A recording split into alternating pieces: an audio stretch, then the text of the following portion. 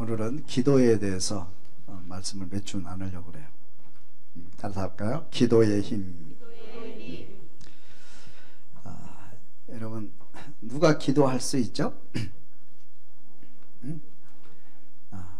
하나님을 믿는 자녀만이 기도할 수 있어요. 자, 오른손 한번 내봐요. 예수님 어디 계세요? 예수님 어디 계세요? 내 마음속에 예수님 오신 줄로 믿습니다. 그래서 우리는 하나님의 자녀가 된 줄로 믿습니다. 하나님은 나의 하나님이시고 나의 아버지신 줄로 믿습니다. 누가 기도해요? 하나님을 믿는 자녀가 기도하는 거예요. 그러면 하나님의 자녀가 아닌 사람은 기도할 수 있을까요, 없을까요? 기도할 수 없죠. 그러면 안 믿는 사람이 기도하면 하나님이 들어주시나요? 아니에요. 물론 한 번은 들어줄 수 있겠죠. 지나가는 아저씨가 배고파요, 빵 좀 사줘요, 한 번은 사줄 수 있지만 지속적으로 이렇게 보호해 줄 수는 없죠. 그래서 하나님의 자녀가 기도할 수 있어요. 그래서 우리는 하나님의 자녀가 됐기 때문에 기도하는 특권이 있어요. 할렐루야. 불신자들과 우리가 다른 것이 딱 한 가지 있어요. 다 똑같아요. 우리가 세상 살아가는 방법도 똑같고요, 사는 길도 똑같아요. 그죠? 똑같아요. 그리고 불신자들이 씨를 뿌리고 가꾸면 열매 맺어요, 안 맺어요? 맺어요. 어떤 사람은 불신자들이 씨 뿌리면 안 맺어요. 불신자들도 똑같이 땅에다가 씨 뿌리고 가꾸면 열매를 맺어요. 우리도 씨 뿌리고 가꾸면 열매 맺어요. 그럼 우리는 하나님의 자녀니까 씨를 뿌려야 돼요, 안 뿌려야 돼요? 우리는 하나님의 자녀니까 씨 안 뿌려도 하나님이 만나 주실 거야. 나도 씨도 안 뿌리고 가꾸지도 않고, 하나님 배고파요 그러면 줄까 안 줄까요? 상식에 어긋난 거죠. 상식. 그래서 하나님은 두 가지 법을 주셨는데 축복의 통로가 두 가지예요. 하나는 자연 축복, 이 자연 법칙이라고 그래요. 자연 계시, 자연 축복이라고 그래요.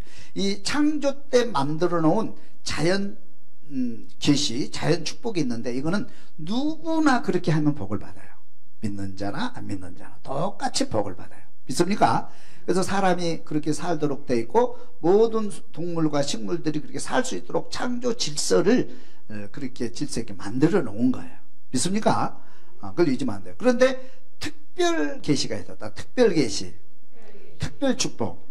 특별 축복이 있어요. 이건 뭐냐면, 특별한 경우에 하나님께서 자기 자녀들에게 그 자연 법칙을 벗어나서 특별하게 주신 복을 특별 계시라고 그러고 특별 복이라고 그래요. 믿습니까? 우리가 구원받는 거 특별 계시죠. 예수 믿고 천국 가는 것도 이거 자연 법칙이 아닙니다. 누구나 천국 가는 게 아니에요. 이거는 예수 믿고 구원받아서 죄사함 받고 천국 가는 것도 특별법이에요. 특별법이야. 특별법. 특별법이라는 게 있잖아요. 그래서 우리가 예수 믿으면 구원받는 거예요. 믿습니까? 불신자들은 아무리 착하게 살아도 구원 못 받는 거죠. 그런 것처럼 이제 우리가 하나님께서 우리에게 복을 주시는 거예요. 이렇게 하나님께 우리가 복을. 기도라는 건 뭐냐면, 기도라는 그 하나님과 대화하는 거예요. 기도는 하나님과 대화하는 것이다. 기도를 어렵게 생각하면 안 돼. 어떤 사람은 막 주여 거룩하게 기도하면 하나님 들으시고, 하나님 생각만 하면 하나님 안 들어주고, 그게 아니에요. 대화예요. 그냥 대화. 그죠? 그 대화가 여러분, 아버지하고 대화하는 게 쉬울까요, 어려울까요? 아버지랑 대화하는 게 어려워요? 쉽잖아요. 아버지 등록금 주세요. 그죠?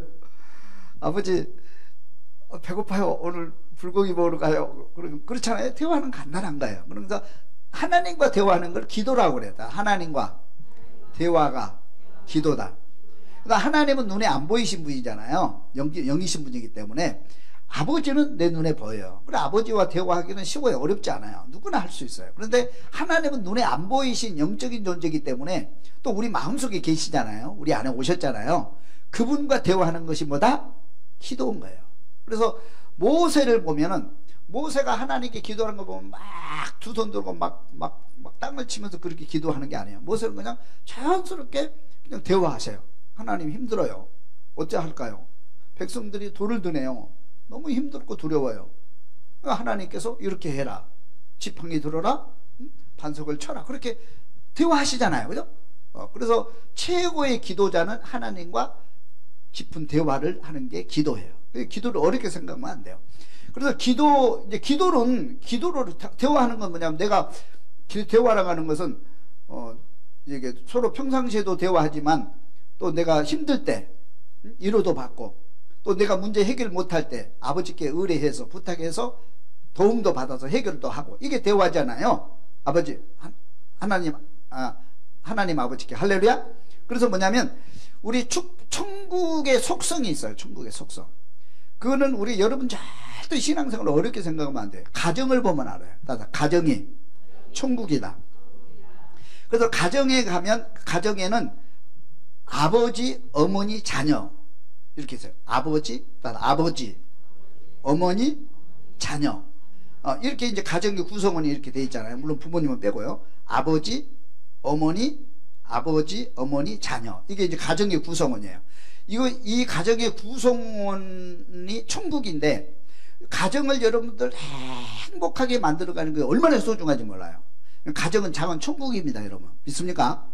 그래서 가정에서 모든 걸 배우고, 가정을 다스리고, 가정을 질서를 세우고, 또 가정을 행복하게 만들어야 돼요. 이것이 작은 천국의 모형이기 때문에 그래요. 믿습니까? 그래서 저는 이렇게 이제 나이가 먹으면서 깨달은 게 뭐냐면, 가족이 너무 소중하다. 그래서 가정을 이렇게 가정이 있는데, 가정을 천국 만들려면 훈련을 해야 돼요. 아버지의 역할, 아버지의 역할, 어머니의 역할, 자녀의 역할, 형의 역할, 아우의 역할, 그런 게 있잖아요. 그죠? 가정의 질서. 여러분들이 지금 우리가 다 이제 알고 있는 거지만, 이것을 훈련을 받아서 그대로 시행하면 가정을 천국 만들 수 있는 거예요. 있습니까? 근데 훈련을 받지 않고 또 잘못된 문화와 잘못된 환경에서 가정이 이 질서가 깨져버리면 가정의 행복을 만들어내는 거냐, 우리는 결국 하나님께도 복을 받을 수 없어요. 가정의 구조가 너무너무 흡사한 거예요. 가정의 구조. 그러면 가정의 우리 기도라고 하는 것은 뭐냐면, 아버지와 나의 관계를 기도로 설명하고 있어요. 아버지와 나와의 관계를. 믿습니까? 아버지. 그래서 우리 기도의 힘을 한번 보겠습니다. 첫째, 아버지께 기도하라. 따라서 아버지께 기도하라. 마태오 6장 6절을 읽어봅니다. 잠깐만 다시. 선생님, 은혜만 받지 말고 신경 써야 너는 돼요. 기도할 때에 내 골방에 들어가 문을 닫고 은밀한 중에 계신 내 아버지께 기도하라. 은밀한 중에 보시는 내 아버지께서 갚으시리라. 그래서 보세요. 너는 기도할 때 내 골방에 들어가 문을 닫고 은밀한 중에 계신 누구께? 아버지께 기도하라. 따라 아버지께 기도하라. 아버지께 기도하라. 누구께 기도해? 아버지께 기도. 그러니까 하나님과 대화를 기도라고 하는 거고요. 사람과 대화라고 그러는 거예요. 그렇죠? 하나님과 대화를 기도예요. 기도는 어렵게 생각하면 안 돼. 하나님과 대화하는 것이 기도다. 그러니까 하나님과 대화를 하려면 하나님이 아버지가 돼야 돼. 다시 한번, 내가 예수를 믿어야 돼. 그래서 성령이 내 안에 오셔야 돼요. 그래서 성령이 내 안에 오시고 아버지가 내 안에 계셔야 우리가 영적으로 하나님과 대화가 가능한 거예요. 이게 기도예요. 기도 어려운 게 아니에요. 내 안에 성령이 안 계시고 내 안에 하나님이 안 계시면 대화가 돼야 안 돼요. 안 되잖아요. 아버지께서 내게 말씀하셔도 내가 들을 수도 없고, 내가 말을 해도 하나님이 듣지도 않으셔요. 그래서 아버지께, 그래서 하나님이 아버지라고 하는 고백이 맨 먼저 여러분에게 있어야 돼요.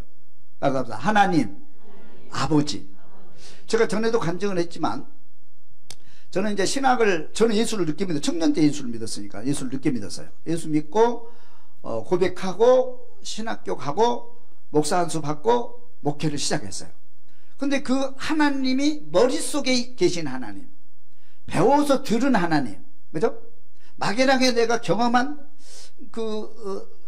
조그만 경험의 하나님, 그 하나님이 내 안에 계신 거예요. 근데 금식기도 하면서 뭐냐면, 하나님, 머릿속에 계신 하나님이 가슴으로 믿어지고 하나님이 아버지라는 고백이 탁 터져 나오는 거예요. 할렐루야.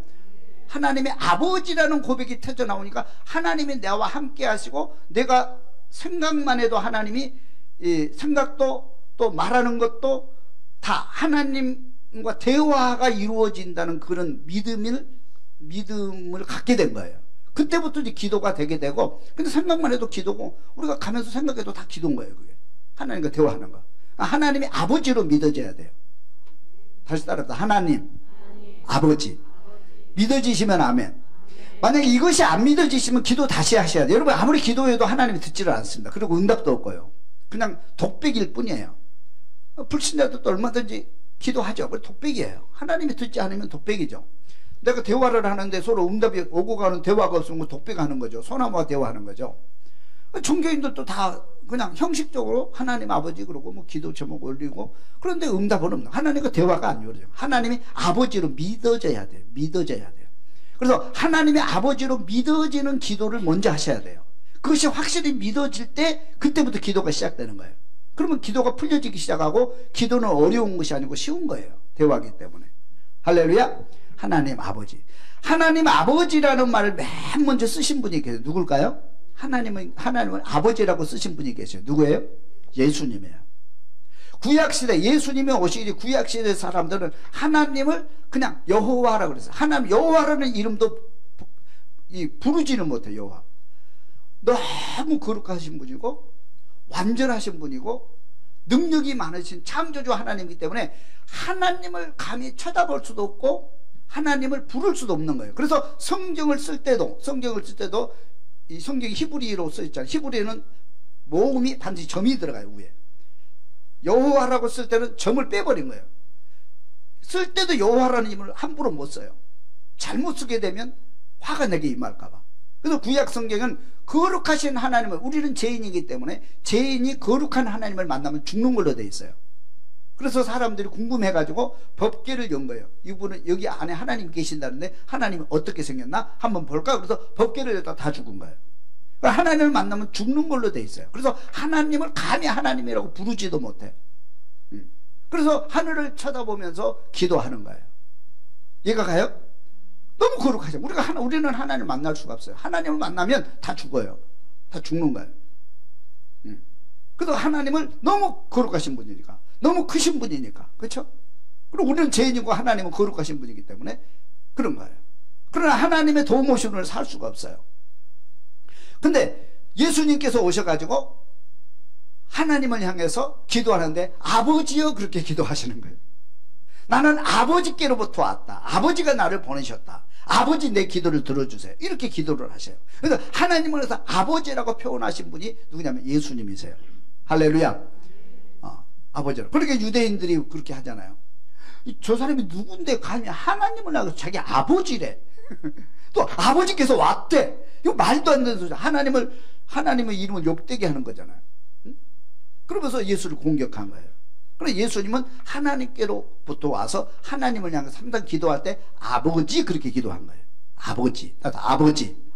그러면서 하시는 말씀이 우리도 그렇게 기도하라고 가르쳐 주세요. 한번 보겠습니다. 요한복음 6장 56절 말씀 읽어봅니다.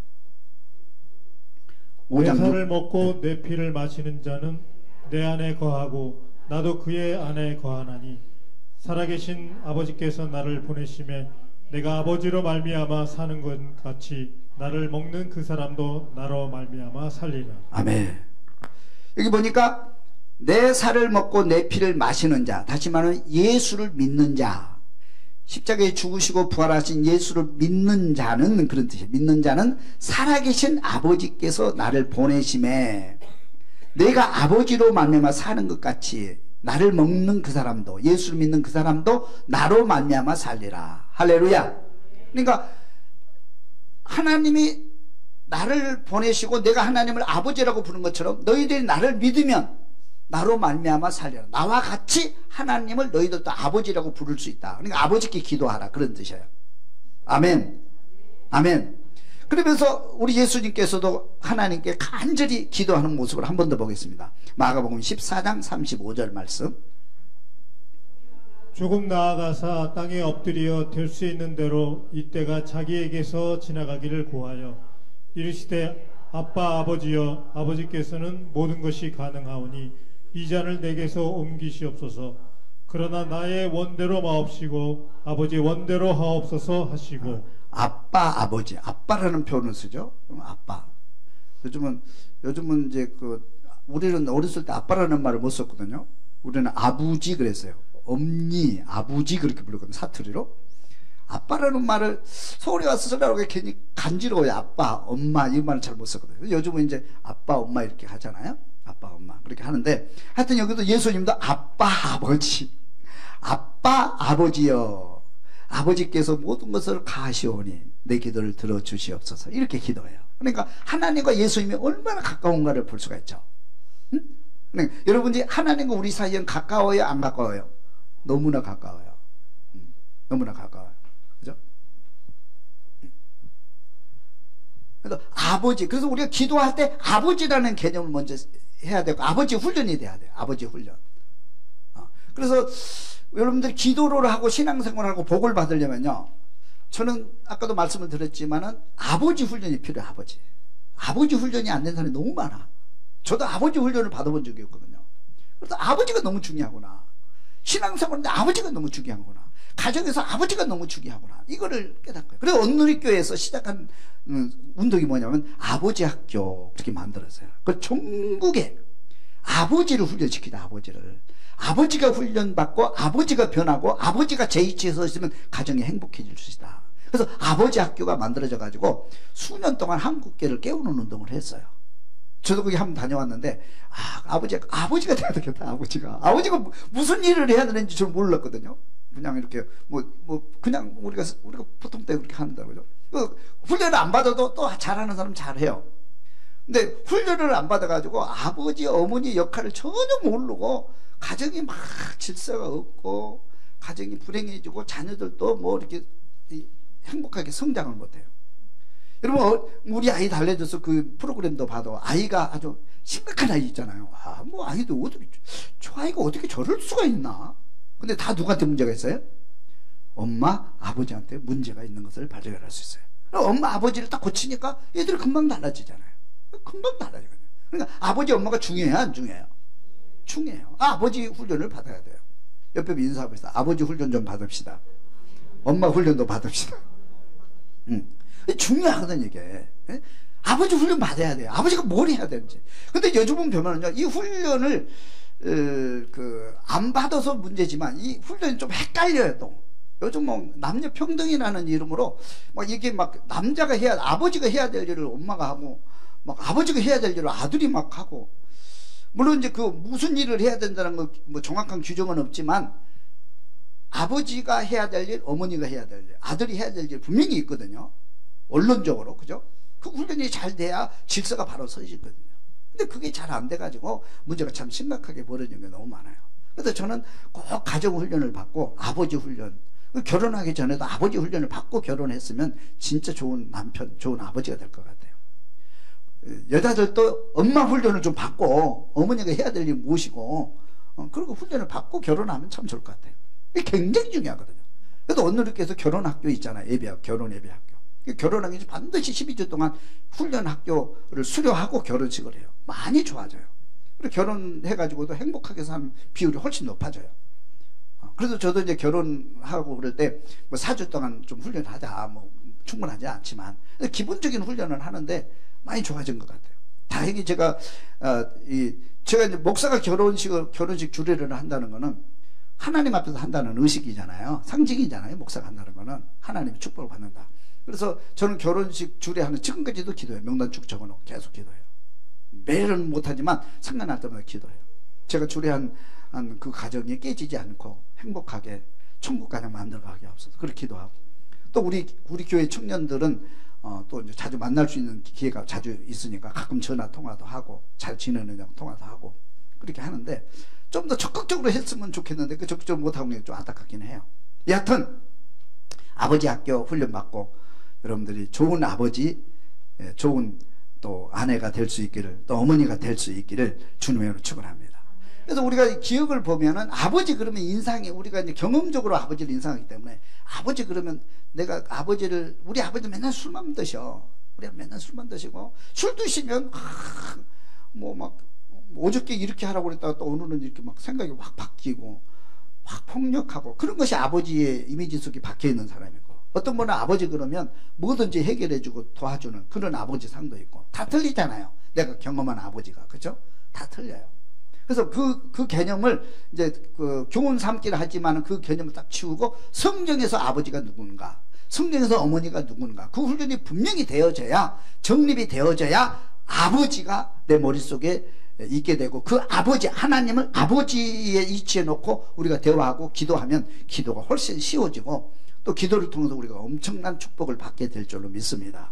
여러분, 하여튼 간에 아버지께 기도할 수 있기를 주님의 이름으로 축원합니다. 할렐루야. 두 번째 한번 보겠습니다. 그러면 우리가 무엇이든지 기도하다. 무엇이든지 기도하라. 뭐, 마태복음 21장 22절 한번 읽습니다. 너희가 기도할 때에 무엇이든지 믿고 구하는 것은 다 받으리라. 24절, 마가복음 11장 24절. 그러므로 내가 너희에게 말하노니 무엇이든지 기도하고 구하는 것은 받은 줄로 믿으라. 그리하면 너희에게 그대로 되리라. 한번 따라서 무엇이든지 믿고 구하는 것은 다 받으리라. 이것이 아버지의 입장이에요. 여러분들이 가정에서 아버지에게 무슨 부탁이에요? 무슨 부탁이든지 다 들어줘요, 안 들어줘요?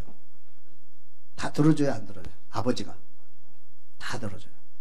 아버지는 다 들어줘요. 그러면 여러분 어떤 분이 그러세요? 아버지, 나 오토바이 한 대만 사주세요. 초등학교 3학년이에요. 오토바이 저는 저 아저씨 너무 멋져. 나 오토바이 샀어요. 그런 아버지가 들어줄까, 안 들어줄까? 안 들어준 게 아니지. 그래, 좀 더 크면 사주마. 그러겠죠? 그러니까 다시 말하면 아이들은 자기가 원하는 것, 필요한 것을 다 아버지께 고하는 거죠. 아버지, 오토바이 갖고 싶어요. 아버지, 생긴 선물로 자동차 한 대 해주세요. 말할 수 있겠죠. 그죠? 뭐든지 하는 거예요. 그러나 주시는 분은 누구예요? 아버지예요. 주고 안 주는 분은, 주고 안 주고 결정하는 분은 누구예요? 아버지예요. 우리가 무엇이든 다 기도하세요, 여러분들이. 좋은 거 기도한다, 나는 나쁜 거 기도한다. 그걸 선별하면 너무 좋지만 선별이 안 된 경우가 너무 많아요. 선별하면 너무 좋죠. 선별 안 될 경우도 많아. 예를 들어서 저 사람이 나를 너무 괴롭혀. 괴롭힌 거예요. 그러면 아버지한테 와서 뭐라고 그래요? 아버지, 나 저희가 너무 나를 괴롭혔거든요. 학교를 못 가겠어요. 응? 어떻게 좀 해주세요. 그렇게 할 수 있어요, 없어요? 할 수 있죠. 그런데 아버지가 모든 교통정리를 다 해가시는 거야. 우리가 기도할 때도 뭐 화가 나, 화나요. 그렇게 기도하면 돼요. 그냥 화나요. 그렇죠? 화나요. 저 사람 어떻게 좀 해주세요. 그렇게 기도할 수 있어요. 그러나 하나님께서 나중에 기도도 고쳐주시고 교정해 주시고 때에 따라서 맞는 걸 주시는 거예요. 믿습니까? 근데 우리는 그냥 생각나는 대로 필요하면 다 구하면 돼요. 그냥. 믿습니까? 뭐 옳고 좋고 따지면 그냥 기도하세요. 그러면 성령께서 그렇게 하면 안 된다 가르쳐 주기도 하고, 그죠? 야, 그건 너무 심하다, 나중에 기도하자, 그렇게 생각을 미루기도 하고, 또 하나님께서 또 이렇게 응답을 10년 후로 미루기도 하고, 그죠? 20년 후 미루기도 하고. 응답은 하나님이 하시는 거예요. 하나님께서 아브라함에게 아들을 주겠다고 약속하셨잖아요. 그죠? 그러면 아브라함의 입장에서 빨리 주셔야지. 근심 걱정 마음고생 없이 빨리 주시면 얼마나 좋아요. 그죠? 아들의 입장에서 빨리 받는, 아들이 빨리 생겨 좋잖아요. 근데 100세까지 아들이 안 생겨. 어떻게 하나님이 이럴 수가 있어요? 그 결정은 누가 하는 거예요? 하나님이 하시는 거예요. 우리가 아버지에게 대화할 때 그 응답은 누가 해주는 거예요? 아버지가 결정하는 거예요. 내가 결정하는 게 아니에요. 그렇기 때문에 무엇이든지 그냥 기도하세요. 그냥. 나중에 기도를 뭘 하고 이제 그리고 이제 하고 안 하고는 우리가 나중에 이제 이렇게 하겠지만, 중요한 것은 무엇이든지 기도해. 그리고 너희가 기도할 때 무엇이든지 믿고 구하는 것은 다 받고 싶지 않죠. 다시, 무엇이든지 믿고 구하는 것은 다 믿는 자는 그대로 될 줄로 믿습니다. 그냥 기도해요. 어렵게 생각하지 마. 기도는 어려운 게 아니야. 무엇이든 기도하면 다. 무엇이든 다 기도해. 그런데 우리가 볼 때 아버지께 부탁할 때 내가 할 수 있는 거 부탁이에요? 내가 할 수 없는 거 부탁이에요? 예? 예? 근데 우리는 좀 헷갈리는 것 같아. 조금 성경을 가만히 한번 들여다봐서 무엇을 기도하는지. 늘 아버지의 보호 가운데 우리가 잘하고 있잖아요. 아버지가 헤어져. 내가 학교 가서 아버지는 직장 가지고 나는 학교 가도 나는 직장 가도 아버지가 늘 내 곁에서 지켜주시는 건 사실이잖아요. 내 곁에 안 계셔도. 그렇죠? 그리고 아버지의 뜻이 무엇인지 나는 어느 정도 알아요. 내가 어떻게 하면 효도하는 건지 알고 또 아버지가 바라는 것이 뭔지도 알고. 그러면 아버지는 네가 가지고 있는 재능과 능력과 경험을 가지고 아버지의 뜻을 따라서 훌륭하게 성장하는 것을 아버지는 바라고 계시는 거예요. 믿습니까? 그러면 그리고 우리가 아버지한테 부탁할 때는 예를 들어서 뭐 자동차를 한 대 사고 싶어. 근데 내가 자동차가 예를 들어 5천만 원이야. 내가 3천만 원 모았는데 돈이 없어. 모자라. 아무리 구해도 더 이상 구할 수 없어. 그 자동차 꼭 사야 돼. 예를 들어서. 그러면 아버지한테 부탁해야 돼요? 안 해야 돼요? 부탁 안 할 수도 있겠지만 아유 내 힘으로 안 되니까 아버지한테 부탁해야 되겠다. 아버지는 부자니까. 그런데 여러분들이 여기서 아버지는 전지전능하신 분이나 전자하에서 여러분 기도해야죠. 우리의 아버지는 불완전하시기 때문에 잘 안 돼요. 그죠? 우리 가정의 아버지는 아무리 잘해줘도 불완전하잖아요. 완전하지 못하죠. 그러나 여기 하나님 아버지는 전지전능하신 분이야. 무엇이든지 할 수 있고 무엇이든지 들을 수 있고 할 수 있는 분이에요. 믿습니까? 그렇기 때문에 내가 할 수 없을 때 부탁해야 돼요? 할 수 있는 거 부탁해야 돼요? 할 수 없을 때. 이게 공식이에요. 공식. 내가 할 수 있는데도 자꾸 부탁하면 뭐라고 그러죠? 마마보이라고 그러나요? 네? 그냥 내가 할 수 있는데 결정 안 하고 엄마 이거 어떻게 해요? 또 엄마 숙제 이거 어떻게 해? 야 네가 풀어 임마. 네가 풀 수 있는데 자꾸 나한테 물어봐 귀찮게. 네? 풀지도 않고 자꾸 해답을 찾고 자꾸 정답만 찾고 자꾸 복만 요구하면 그 마마보이라고 그러나요? 그런 사람을? 그렇잖아요. 아버지 싫어요. 그럼 아버지는 열심히 살기로 원해. 자기 경험을 동원해서 공부도 하고 배우고 열심히 살고 그러다 부딪히고 자기가 풀 수 없을 때 아버지에게 부탁하면 아버지가 생각해서 보고 때에 따라서 응답해 주시는 거예요. 이게 공식이에요. 이거는 누군 어디나. 믿습니까? 그럼 아버지는 다 들어주신단 말이에요. 그걸 우리가 아셔야 돼요. 근데 우리는 대부분 기도할 때 보면 기도할 때 성경이 기도하고 조금 다른 면이 있어요. 우리는 내가 할 수 있는 건 아버지께 부탁하고 내가 할 수 없는 건 기도를 아예 안 해. 그 희한한 공식이죠. 반대 공식을 갖고 있어요. 내가 할 수 있을 만한 거, 그죠? 내가 저기 목적지까지 도달할 수 있을 것도 확신이 생기면 그때 기도해. 내가 저 목표를 설정해놨는데 목표를 내 힘으로 갈 수 없어. 그럼 기도 안 해. 그 반대 공식이잖아요. 예를 들면 여러분들이 병에 걸렸어요. 의사가 치료해요. 병을 가야 되잖아요. 약도 먹어야 되잖아요. 진단이 나와서 걱정하지 마세요. 이거 이렇게 하면 금방 낫습니다. 그러면 기도 조금만 해. 기도하죠 그때는. 그죠? 하나님 고쳐주세요. 의사 손길을 통해서 치료해 주세요. 기도하고 확실히 저 기도하고 딱 이렇게 기도하면서 치료를 받았고 수술을 해요. 근데 의사 선생님이 이건 말기입니다. 못 고칩니다. 이건 절대로 우리 의학으로는 현대과는 불가능합니다. 딱 때려졌어요. 그러면 기도해야 안 해요? 그럼 기도 안 해요. 그러니까 의사가 하나님보다 더 높아. 그런 경우 있어요 없어요? 그냥 있어요 없어요? 왜 대답을 못해? 네? 네? 그렇잖아요. 의사가 안 된다 그러면 기도도 안 해버려. 기도도 안 해. 언제가 된다 그러면 기도하고 기도가 안 된다면 기도 안 해. 이 성경은 그렇지 않아요. 내가 할 수 없을 때, 사람이 도울 수 없을 때 그때 기도하라는 거예요. 왜? 나는 전지전능한 창조주 하나님이시니까. 할렐루야. 성경은 모든 게 그렇게 되어 있어요. 그리고 그걸 들어주시는 분이 하나님이셔요. 그리고 예수님께서도 뭐냐면 기도할 때 할 수 없는 거, 의학으로 할 수 없는 거 다 기도하잖아요. 모세도 우리 힘으로 할 수 없을 때 기도하잖아요. 그 기적이라고 그래, 그런 거를. 근데 교회는 기적이 있는 거예요, 기적. 교회는 특별한 기적이 있는 거예요. 우리는 세상 사람과 다른 것이 바로 여기 있는 거예요. 믿습니까? 세상 사람들은 내가 할 수 없고 당신이 할 수 없고 할 수 없으면 그것은 끝이에요. 어떻게 할 수가 없는 거예요. 그러나 우리는 당신이 할 수 없고 나 할 수 없을 때, 글이 막혔을 때 기도할 수 있는 특권이 있는 거예요. 하나님이 그 기도를 들으시고 기적을 베푸신 거예요. 그래서 교회 안에 기적이 많아요. 믿습니까? 그러면 기적만 쫓아가는, 우리 인생을 보면 기적이 너무 많은 것도 문제예요. 기적만 쫓아가면 안 돼요. 우리 힘으로 할 수 있는 것도 너무 많아요. 하나님 그런 지혜와 총명도 주신 거예요. 할렐루야. 여튼 간에 한번 보겠습니다. 무엇이든지 기도하라고 그랬으니까 출애굽기 14장 21절을 한번 보겠습니다. 모세가 바다 위로 손을 내밀매 여호와께서 큰 동풍이 밤새도록 바닷물을 물러가게 하시니 물이 갈라져 바다가 마른 땅이 된지라. 이스라엘 자손이 바다 가운데를 육지로 걸어가고 물은 그들의 좌우에 벽이 되니. 아멘. 우리가 잘 아는 홍해가 갈라지는 사건. 자, 내가 홍해 가를 수 있어요, 없어요? 없어요. 과학으로 홍해를 가를 수 있어요, 없어요? 없어요. 누구도 이 일을 할 수 없어요. 아무도 할 수 없어요. 또 홍해가 갈라져도 안 돼요. 바닷물이라고는 자연 법칙에 의해서 흘러가고 흘러내리고 이렇게 하는 거지.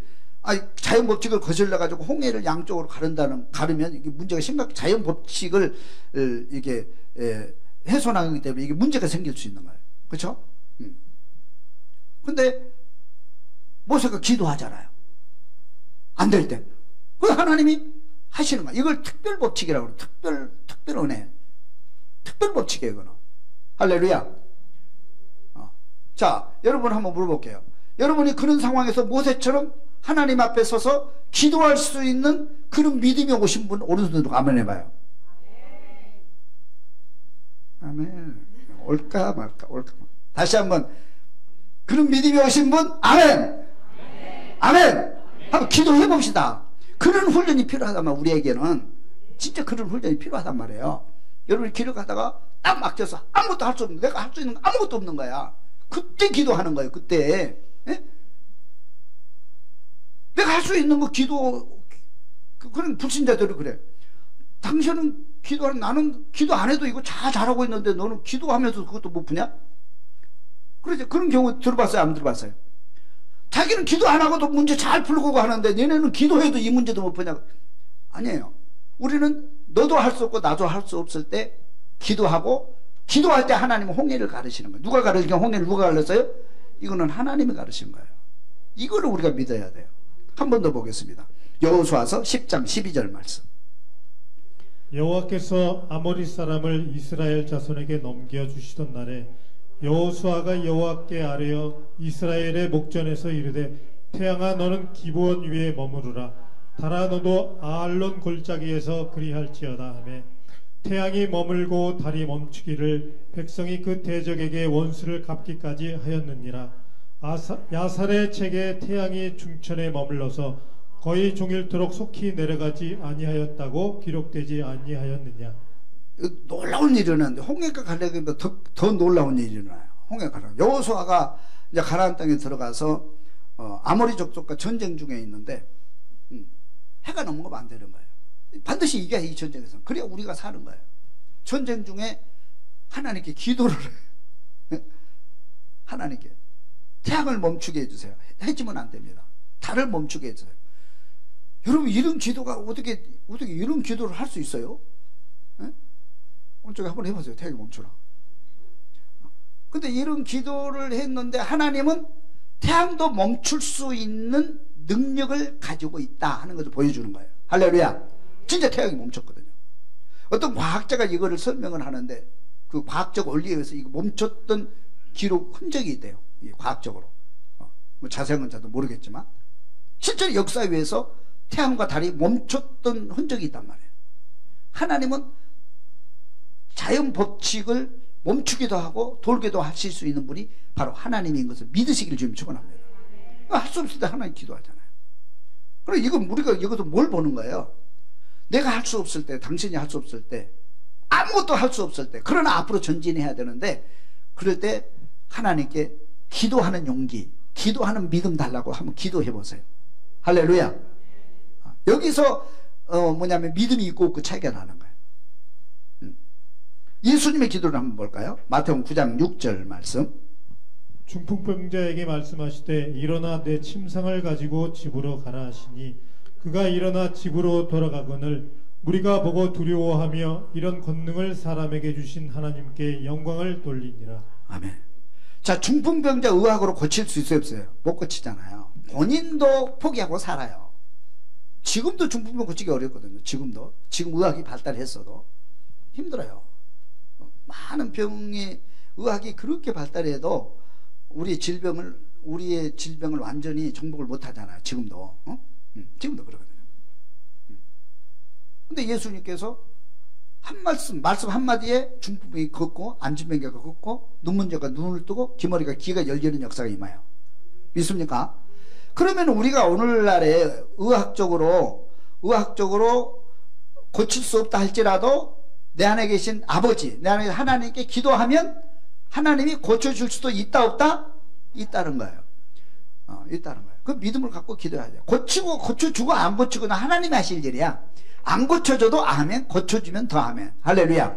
뭐 그러는 거죠. 뭐 그럼 믿음으로 살아야죠. 내가 기도했는데 안 고쳐도 하나님은 안 계셔. 그러면 안 돼요. 또 내가 기도했는데 하나님 안 고쳐줘. 삐지면 안 돼요. 고쳐주시는 분도 하나님. 그러니까 백부장이 그렇게 기도하거든요. 할만하시거든. 그죠? 원하시면 아버지께 예수님께서 원하시면 예수님이 원하시면 고칠 수 있습니다. 내 하인 고칠 수 있습니다. 안 고쳐줘도 나는 불만 안 합니다. 당신의 하나님 아들은 나는 믿습니다. 고쳐주면 고칠 수도 있는 분이기 때문에 고쳐주면 감사합니다. 근데 예수님께서 저거 봐라 진짜 믿음이네. 진짜 믿음 갖고 있네. 이방인이. 그렇죠? 그렇잖아요. 그리고 고쳐버리잖아요. 할렐루야. 그래서 하나님은 무엇이든지 기도하면 우리에게 응답해 주시는 걸 믿으시고 여러분이 우리가 할 수 없을 때 기도할 수 있기를 주님의 이름으로 축원합니다. 그 다음에 세 번째 기도 원리는 간절히 기도해요. 따라합시다. 간절히 기도하라. 간절함이 중요해요. 간절함이. 한번 읽어보겠습니다. 누가복음 11장 9절 말씀. 내가 또 너희에게 이르노니 구하라 그리하면 너희에게 주실 것이요 찾으라 그리하면 찾아낼 것이요 문을 두드리라 그리하면 너희에게 열릴 것이니 구하는 이마다 얻을 것이요 찾는 이가 찾아낼 것이요 두드리는 이에게 열릴 것이니라. 아멘. 그럼 구하라 찾으라 문을 두드리라. 이건 뭐예요? 열심히 하라는 거예요. 기도하다 낙심하지 말고 열심히 간절히 기도하라는 것을 의미하고 있어요. 아멘.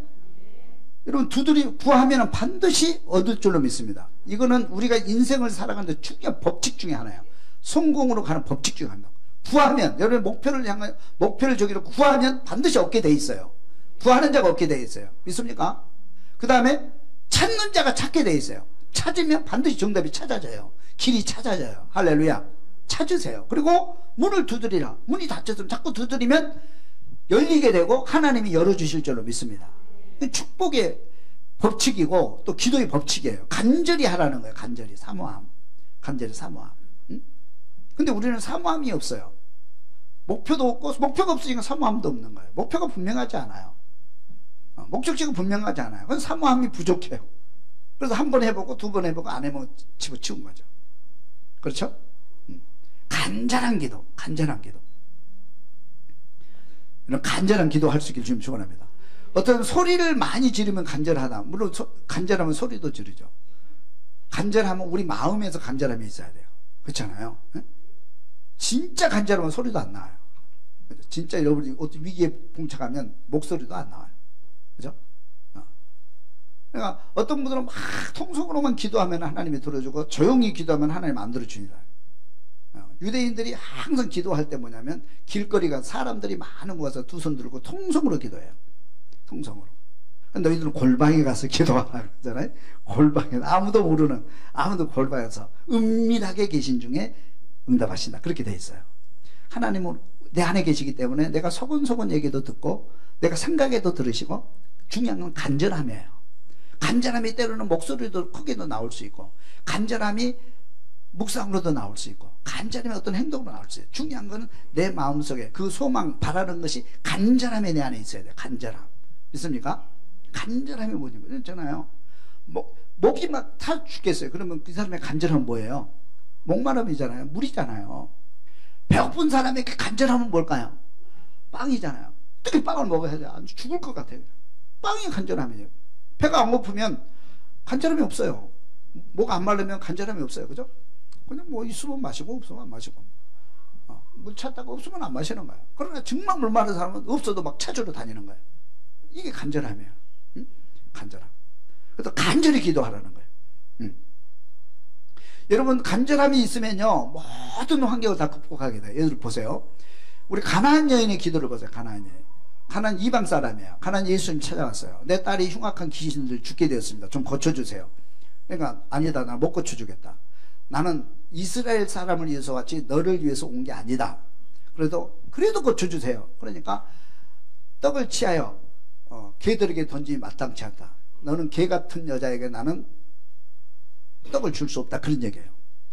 모욕적인 거죠. 어떻게 기도하러 왔는데 딸 좀 고쳐달라고 하는 게 개 같은 여자야. 저리 가라. 그런 얘기잖아. 쉽게 말하면. 응?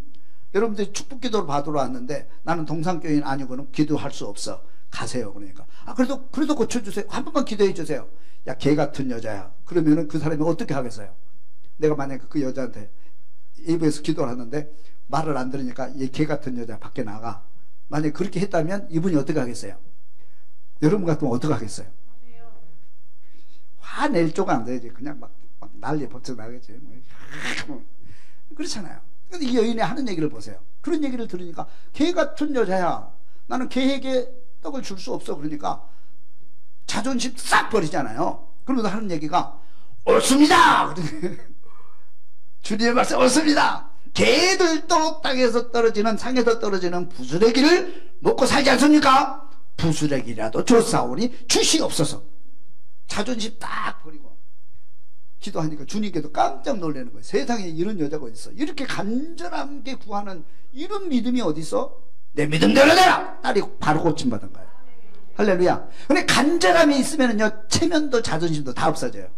간절함이 있어요. 그럼 간절함이 없으면 안 돼. 뭐든지 간절함이 있어야 돼. 간절함이 생기려면 목표가 분명해야 돼요. 반드시 또 목적지에 난 가야 된다. 나는 반드시 고침받아야 된다. 나는 반드시 부자가 돼야 된다. 반드시 나는 행복하게 살 것이다. 반드시 우리 가정 지킨다고 하는 그런 간절한 목표가 분명하면 간절함이 생겨요. 할렐루야.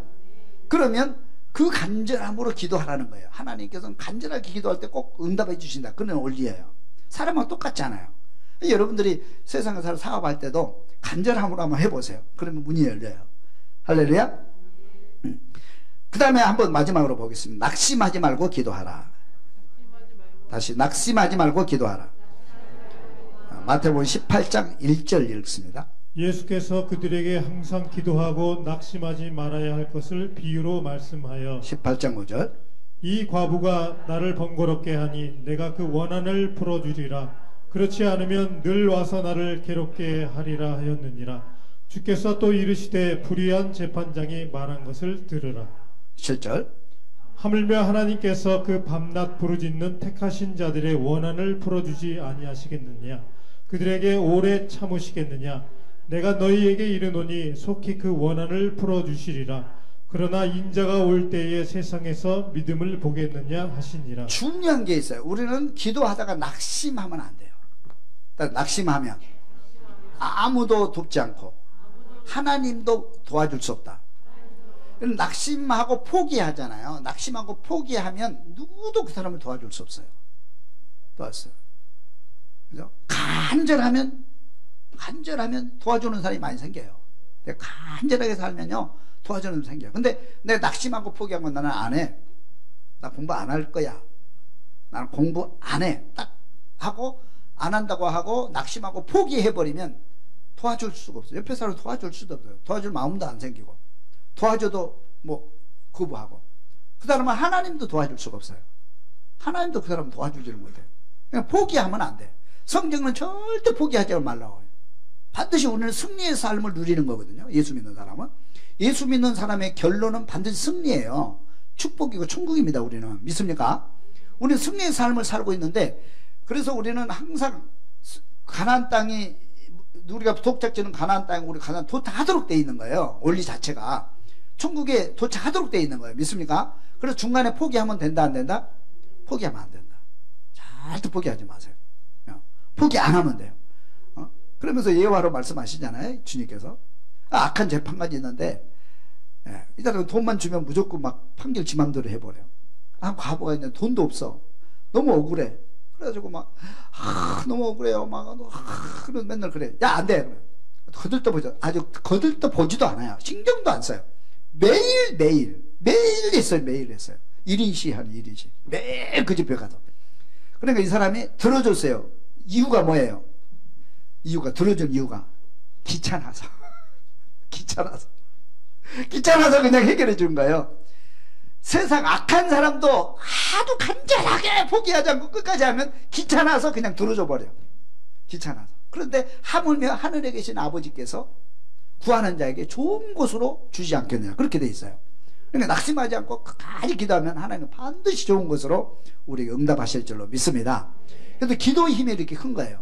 그래서 여러분들이 신앙생활을 할 때 신앙생활로 기도하고 신앙생활을 하는 사람이 있고 기도 안 하고 신앙생활을 하는 사람이 있어요.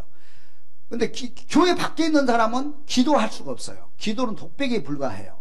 그래서 우리는 기도의 특권을 가지고 있는 거예요. 우리는 기도할 수 있는 특권이. 그래서 예수 믿는 사람이 제일 큰 힘, 능력은 뭐냐면 내가 기도할 수 있다는 거예요. 믿습니까? 그게 특권이에요. 특별히 이 기도의 힘, 기도의 능력을 알고 기도하는 사람과 기도하지 않는 사람은 신앙생활 자체 본질이 틀려요. 이게 질적으로 다르게 돼 있어요. 그래도 기도가 그렇게 힘을 가지고 있는 거예요. 우리는 기도의 특권이 있기 때문에 여러분 기도를 하심으로 하늘 문을 열어가고 세상 문을 열어가고 승리회로 가서 하나님의 영광을 드러낼 수 있기를 주님의 축원합니다.